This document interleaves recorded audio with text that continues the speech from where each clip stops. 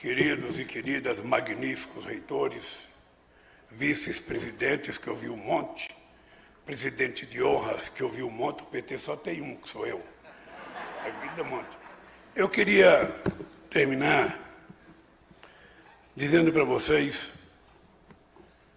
que nós vivemos um momento nesse país em que, penso eu, que nenhum de nós acreditava que depois da nossa experiência de governo a gente pudesse viver. Eu confesso a vocês que quando deixei o governo em 2010, eu imaginava que o Brasil caminhava a passos largos para que a gente se transformasse numa economia efetivamente próspera, que a educação não fosse uma coisa casual, mas uma política permanente de acreditar que na história da humanidade não existiu nenhum país que se desenvolvesse e crescesse economicamente sem antes investir em educação e ciência e tecnologia. Eu imaginava que o Brasil pudesse ocupar a quinta ou a sexta posição da economia mundial. Eu imaginava que os empregos pudessem ser transformados cada mais em empregos de qualidade, porque estávamos caminhando para isso. Eu não esqueço da quantidade de jovens que retornavam da Europa, que retornavam do Japão, que retornavam de Portugal para voltar a trabalhar no Brasil, porque o Brasil estava oferecendo oportunidades de emprego em várias áreas da nossa economia. Eu não esqueço nunca o sonho e o brilho nos olhos da nossa juventude, o orgulho das nossas pessoas viajando pelo mundo e como era bonito mostrar o passaporte brasileiro lá fora pelo grau de reconhecimento que as pessoas tinham da evolução do Brasil. Eu não imaginava que fosse haver um golpe na presidenta Dilma. Você veja que inventaram uma pedalada para colocar no lugar da pedalada uma motociata. Ou seja, a coisa muito mais grave. Fizeram um tremendo carnaval com o mensalão e hoje estão aprovando um orçamento secreto que é a maior excrescência da política orçamentária desse país, aonde o presidente não tem poder sobre o orçamento, é a Câmara dos Deputados e meia dúzia de deputados que dirige o orçamento. E eu fico me perguntando que país é esse? No ano em que a gente completa 200 anos de independência, em que a gente deveria estar fazendo uma avaliação, o que aconteceu de 1822 até agora, o que aconteceu depois da proclamação da República, o que aconteceu depois da Constituição de 2008, para que a gente pudesse vislumbrar os próximos 100 anos, para que a gente pudesse colocar na cabeça dos nossos filhos, desde o momento em que ele nasce, o direito de sonhar, o direito de saber que ele ia viver num país em que ele teria oportunidade, de que as chances para todos não seriam distribuídas em função da qualidade do berço que as pessoas nasciam, em função da maternidade, em função da consciência, sabe, das pessoas. A oportunidade seria para todos, independentemente da origem social, independentemente da cor, independente, sabe, da origem das pessoas. É exatamente essa igualdade de oportunidade que permita que todos entrem em campo com a mesma chance.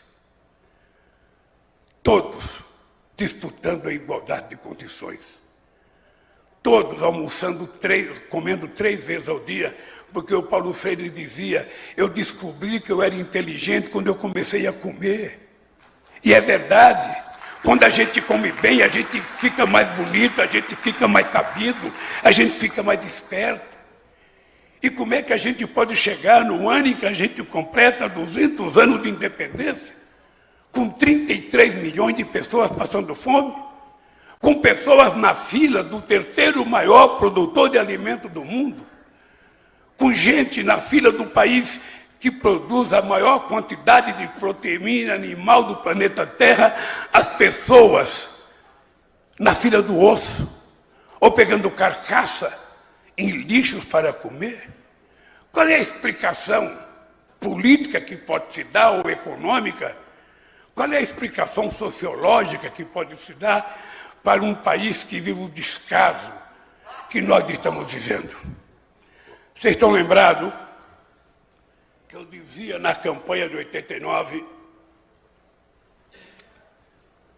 que a seca era um fenômeno da natureza, mas a fome causada pela seca era um fenômeno da falta de vergonha das pessoas que governaram esse país. Da mesma forma eu posso dizer para você, olhando no olho de cada mulher, de cada homem, de cada estudante, de que não tem explicação econômica você ter no planeta Terra 900 milhões de pessoas passando fome.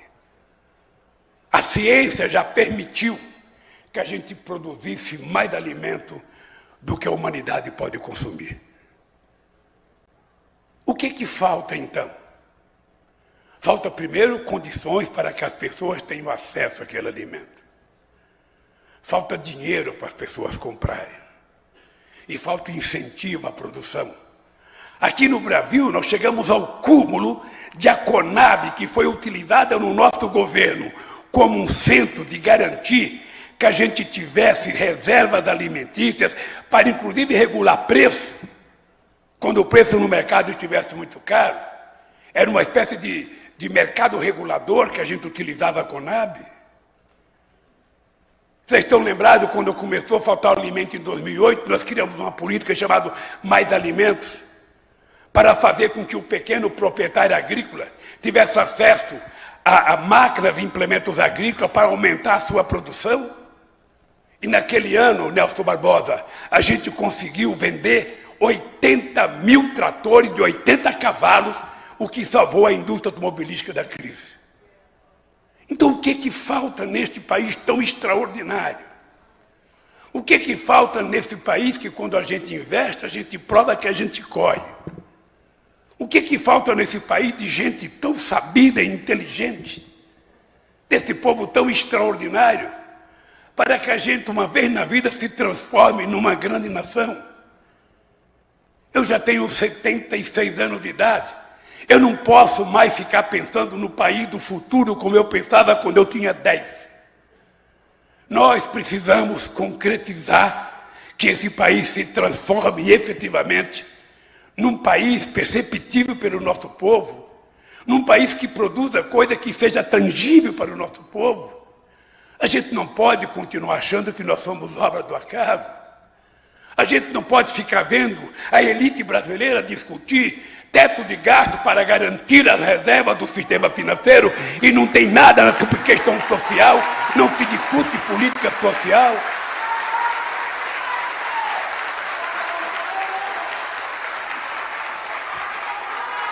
Companheiro Janine, companheiro Nelson Barbosa, eu tenho feito muitas reuniões com gente diversas. Tenho feito reuniões com empresários. Tenho feito reuniões com banqueiros. É indescritível essas reuniões, porque não existe a palavra pobre. Não existe nenhuma palavra que seja dita em relação à miséria que tomou conta desse país. Nós tínhamos acabado com a fome, não tinha mais criança pedindo esmola na rua. Hoje as pessoas não pedem mais esmola, as pessoas já escrevem, eu quero comida. As pessoas já não têm mais vergonha de dizer, eu estou com fome de verdade. E não é apenas dos 33 milhões que já estão com fome de verdade, é mais 105 milhões de pessoas que falta algum componente nas calorias que permita ao ser humano viver dignamente. E nenhum de nós, em sã consciência, possa acreditar que isso é um fenômeno da natureza. Nenhum de nós pode acreditar que neste país alguém não coma porque não tenhamos terra, porque não tenhamos conhecimento e não tenhamos capacidade de produzir. Nenhum de nós acredita que uma pessoa é obrigada a ir na fila do osso porque não tem dinheiro para comprar um pedaço de carne. E muitas vezes nós nos tornamos insensíveis, porque a gente começa a normalizar essas coisas. A gente começa a achar que é assim mesmo. A gente começa a achar, isso é coisa de Deus. Não é coisa de Deus, isso é coisa do diabo. A fome não pode ser coisa de Deus. A fome não pode ser relativizada. Então eu queria, Janina, aproveitar esse convite que você me fez para vir aqui. Para além de falar de ciência e tecnologia, eu acho que a SBPC sempre foi um centro de debates acalorados de tudo que acontece nesse país. Para dizer para vocês, eu estou com 76 anos de idade. Eu digo todo dia que tenho energia de 30 e tesão de 20. Porque eu quero provar. Eu quero provar mais uma vez. Se prepare, Nelson Barbosa. Eu quero provar mais uma vez que a gente vai recuperar esse país definitivamente.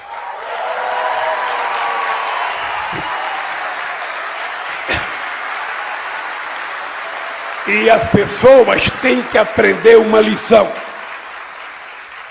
Primeira lição, quem tem fome não pode esperar. Nós vamos garantir que as pessoas comam. A segunda lição é que educação, ciência e tecnologia não são gastos aos cofres públicos, são investimento para garantir a soberania deste país.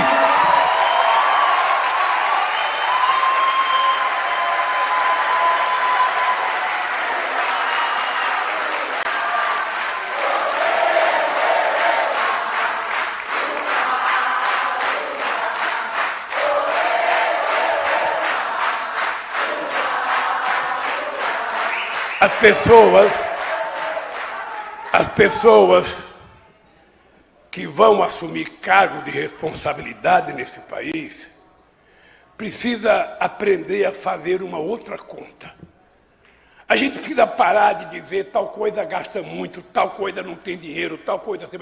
Nós temos que começar a nos perguntar todo dia quanto custou a este país não fazer as coisas no tempo certo. Quanto custou a esse país não fazer a reforma agrária quando há 50 anos atrás o mundo fez? Quanto custou a esse país acabar com a escravidão e, ao invés de dar emprego para o povo negro, resolveu colocá-lo na rua para chamá-lo de vagabundo e culpá-lo por toda a excrescência que acontece nesse país? Quanto custou a esse país ser o último país a fazer independência? Quanto custou a esse país ser o último país do nosso continente a ter uma universidade? Porque a meninada muitas vezes não sabe disso.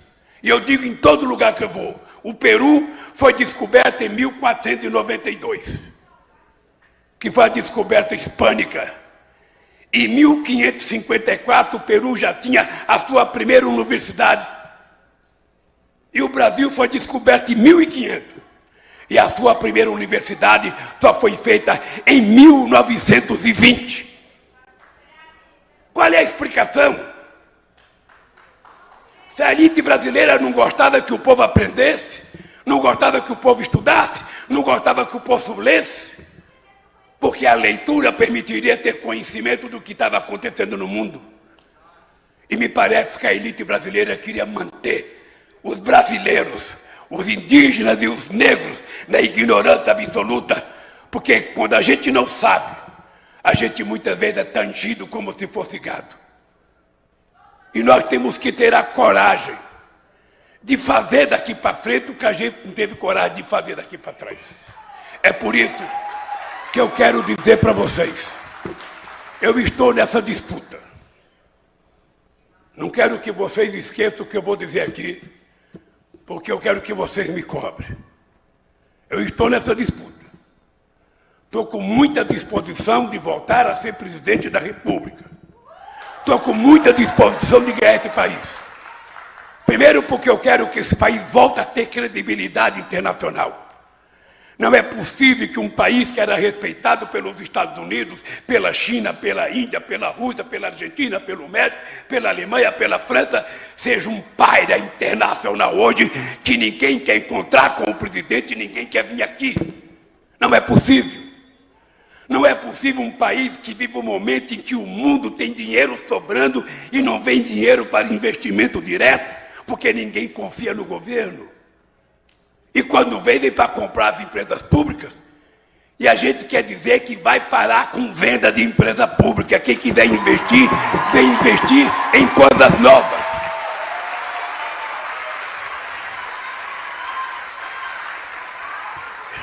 E eu quero dizer mais.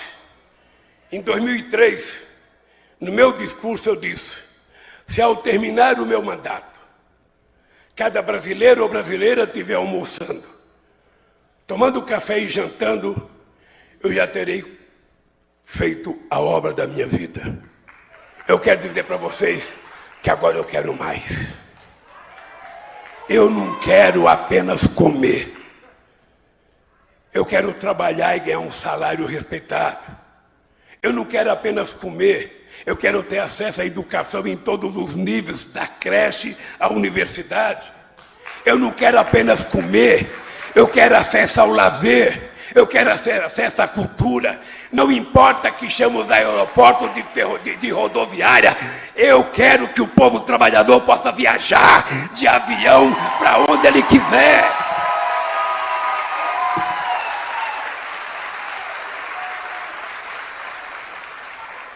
E eu volto com a disposição de não ficar discutindo o problema, Nelson. Eu quero discutir a solução. Eu quero discutir a solução. E eu vou dizer para vocês, para terminar, que eu já estou enchendo o saco de vocês também. Toda vez que a minha mãe estava na cozinha e que não tinha comida para fazer para os filhos, eu nunca vi a minha mãe reclamar. Ela falava, amanhã vai ter. Amanhã vai ter. E eu quero voltar para o governo para dizer que os problemas que tiver, não é para a gente ficar chorando em cima dos problemas, mas da gente dizer, amanhã não vai ter mais esse problema, porque nós vamos resolver o problema desse país. Eu volto e quero que vocês saibam, eu nunca tive tanta disposição como eu estou agora. E vocês sabem que eu deixei esse governo com 87% de bom e ótimo, 10% de regular e 3% de ruim e péssimo. E vocês sabem que eu não posso ter menos que isso. Eu não posso nem empatar. Eu tenho que ganhar. Então se preparem. Se preparem, porque se a gente ganhar, não sou eu que vou governar esse país. As conferências nacionais vão voltar a acontecer e é o povo que vai definir as políticas públicas desse país. A gente vai retomar o Ministério da Cultura, mais do que o Ministério da Cultura. A gente vai criar comitê de cultura em cada estado brasileiro, para ver se a gente consegue nacionalizar a cultura brasileira e não ficar vendo apenas a dança dos famosos. Nós queremos que o Sul conheça a cultura da Amazônia, a cultura do Amapá, a cultura do Vale do Jequitinhonha, a cultura do Vale do Mucuri. A cultura não é só o que eles mostram, é o que o país produz. E esse país vai voltar a exercer a democracia na sua plenitude. E vocês vão ter que trabalhar e lutar por isso. Um abraço, gente, um beijo no coração.